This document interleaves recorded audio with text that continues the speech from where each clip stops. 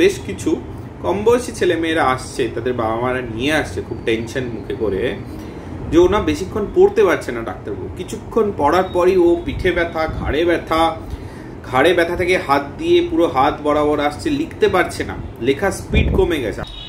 Class বাড়ছে, বই বাড়ছে, ভার বাড়ছে ছোট্ট কাঁধে।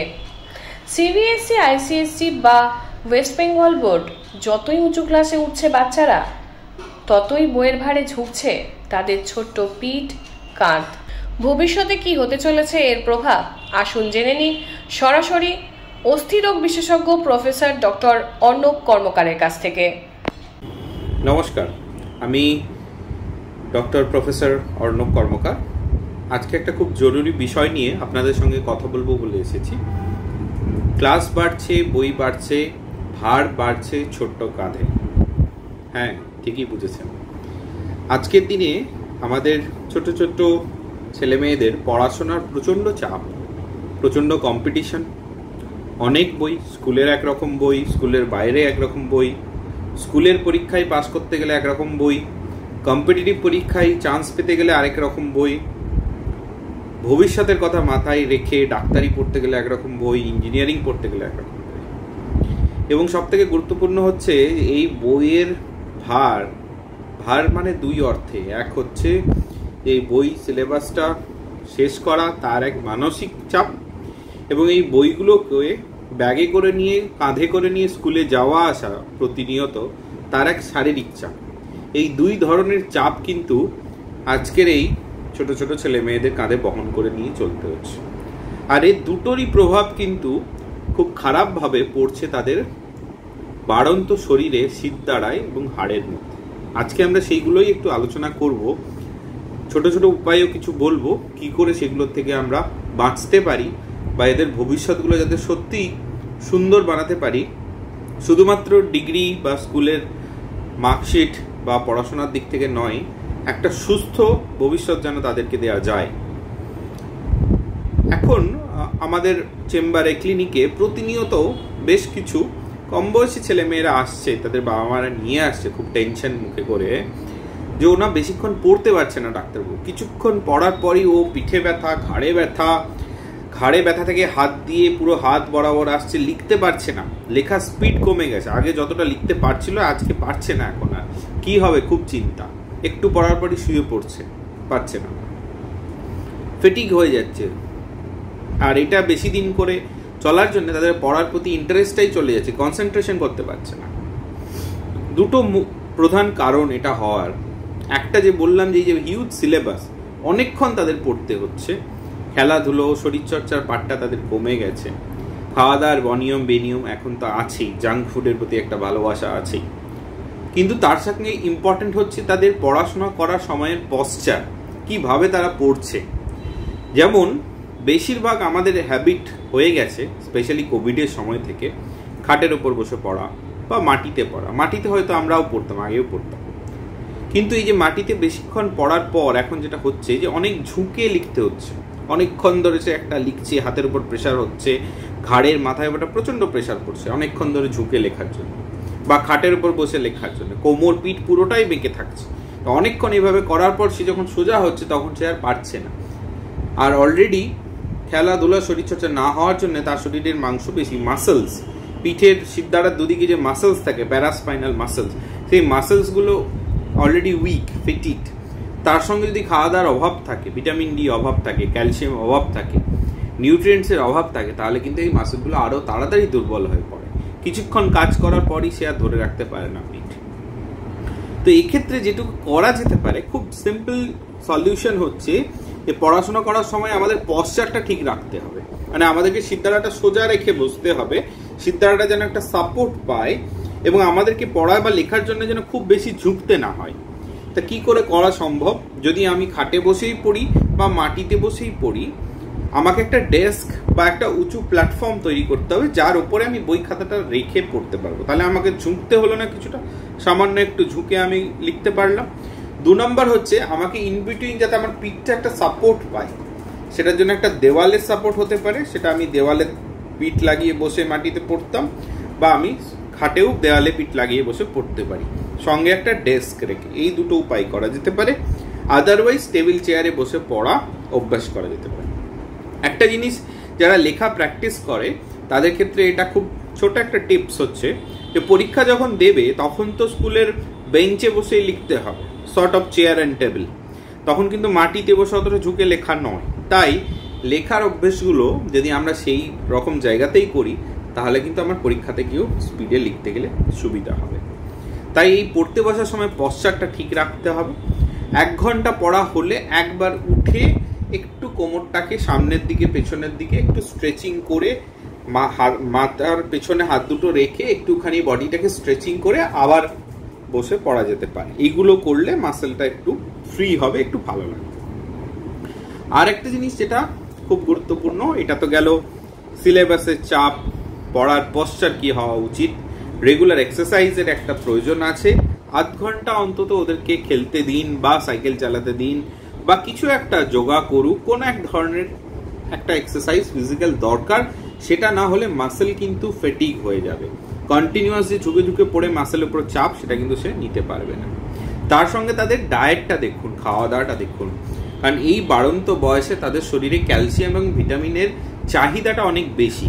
তাই সেই চাহিদাটা যদি না মেটানো যায়, সেখানে যদি কোনো গ্যাপ থেকে যায়, ডেফিসিয়েন্সি থেকে যায়, তাহলে কিন্তু তাদের বিভিন্ন জায়গায় ব্যথা হবে। রাত্রিবেলা পায়ে যন্ত্রণা হবে, পায়ের মাসেলে ক্র্যাম্প ধরে যাবে, যেটাকে টান ধরা বলি আমরা। তার ঘাড়ে পিঠে ব্যথা হবে, হাত ঝিনঝিন করবে, হাতে অবশ হয়ে যাবে, কিছুক্ষণ লেখার পর পেনটা ধরে রাখা যাবে না, বিভিন্ন ধরনের সিমটমস কিন্তু দেখা যাবে। 90% এই সিমটমসগুলো কিন্তু এই বয়সে হয় ডেফিসিয়েন্সির জন্য। ক্যালসিয়াম ডেফিসিয়েন্সি হতে পারে, ভিটামিন ডেফিসিয়েন্সি হতে পারে। দুধ বা দই কোনো একটা খাবার রেগুলার খাওয়া উচিত। ছোট মাছ খুব ভালো, চিকেন খাওয়া যেতে পারে, রেগুলার একটা ডিম খাওয়ান বাচ্চাকে, যে কোনো একটা সিজনাল ফ্রুট আর 2টো সবজি, এইগুলো যেন খাবারের মধ্যে থাকে। জাঙ্ক ফুড খাওয়ার প্রবণতা এদের থাকবেই, যতটা সম্ভব চেঞ্জ করে বা সেগুলোকে বাড়িতে বানিয়ে তার সঙ্গে কিছু ভেজিটেবলস মিক্স আপ করে সেটাকে নিউট্রিশাস ওয়েতে বানিয়ে যদি তাদের প্রোভাইড করা যায় তাহলে জিনিসটা আর একটু বেটার হবে। এবং ফাইনাল যে পয়েন্টটা নিয়ে আমি বলতে চাই সেটা হচ্ছে ভারী ব্যাগ। এই স্কুলের অত্যন্ত ভারী ব্যাগ নিয়ে যাওয়ার জন্য কিন্তু এই শিশুদের স্পাইনাল কর্ডের কার্ভেচার বা তাদের যে নর্মাল যে একটা সিদ্ধাড়ার বাঁক থাকে সেই বাঁকটাই কিন্তু ডিস্টার্ব হয়ে গেছে। জাস্ট আপনারা ইমাজিন করুন, একজন শিশু যার হয়তো ওজন 50 কেজি হবে বা 40-45 হবে, সে একটা ব্যাগ নিচ্ছে যেটা অ্যারাউন্ড 10 কেজির মতো। তার মানে সে 20% অফ তার বডি ওয়েট তার শরীরে পিঠের ওপর এক্সট্রা যাচ্ছে, এবং ওই ভারী ব্যাগটা যখন নিচ্ছে পিঠে তখন পিছনের দিকে হয়ে যাচ্ছে এবং তখন সামনের দিকে তাকে ঝুঁকে তাকে বডিটাকে ব্যালেন্স করতে হচ্ছে। তাহলে এটা একটা প্রচণ্ড রকম অস্বস্তিকর এবং একটা কষ্টকর ব্যাপার তাদের জন্যে, তাদের এই সমস্যাটার জন্য। সেকেন্ড পয়েন্ট হচ্ছে, এখনকার দিনের অনেক ব্যাগ দেখবেন অনেক বড় সাইজের ব্যাগ হচ্ছে, বই খাতাগুলো নেওয়ার পর বই খাতাগুলো ব্যাগের নিচের দিকে চলে যাচ্ছে এবং আরও বেশি পিঠটাকে পেছনের দিকে টেনে নিচ্ছে। এগেন সেইটার সময় তো ব্যালেন্স রাখা সম্ভব নয়, সে ঘাড় পিঠ দিয়ে সামনের দিকে ঝুঁকে সেই ওয়েটটাকে ব্যালেন্স করে চলছে। এগেন এটা একটা এক্সেসিভ চাপ ফেলছে ঘাড়ে এবং পিঠের মাসেলসে।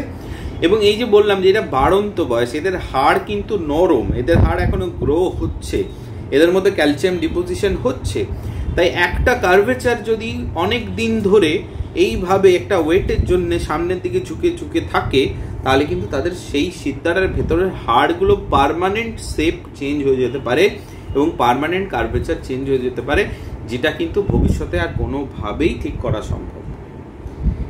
গভর্নমেন্ট অফ ইন্ডিয়ার একটা রুলস আছে, রেগুলেশনস আছে, যেটা কিন্তু আইনত এবং যেটার একটা ক্লিয়ার নির্দেশিকা দেয়া আছে স্কুলেদের প্রতি, যে একজন বাচ্চার যা বডি ওয়েট তার 10%-এর বেশি কিন্তু তার ব্যাগের ওজন হওয়া যাবে না, তার 10%-এর মধ্যে থাকতে হবে। মানে তার শিশুর ওজন যদি 50 হয়, ব্যাগের ওজন 5 কিলোর মধ্যে হতে হবে। তার বেশি যদি ব্যাগের ওজন হচ্ছে তাহলে কিন্তু তার ক্ষতি করা হচ্ছে।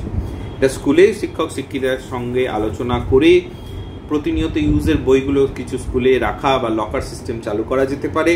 সেখানে কিছু বই রেখে কিছু বই যেগুলো একেবারেই না নিয়ে গেলে নয়, এইভাবে শেয়ার করে বা একটা ক্লাসে অনেকজন কেউ একটা বই আনলো, কেউ আরেকটা বই আনলো, এইভাবে চেঞ্জ করে করে যদি অ্যারেঞ্জ করা যায় তাহলে জিনিসটা কিন্তু বেটার হবে।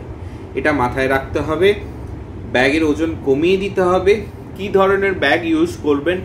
চওড়া শোল্ডার স্ট্র্যাপ যেন হয়, খুব সরু শোল্ডার স্ট্র্যাপ যেন না হয়।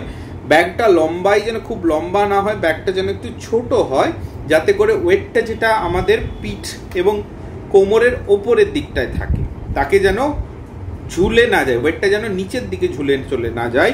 সেই জন্য একটুখানি কম্প্যাক্ট ব্যাগ হতে হবে, চওড়া শোল্ডার স্ট্র্যাপ হতে হবে। ব্যাগটা একদিকের কাঁধে ঝোলাবে না, দুদিকের কাঁধে ঝোলাতে হবে।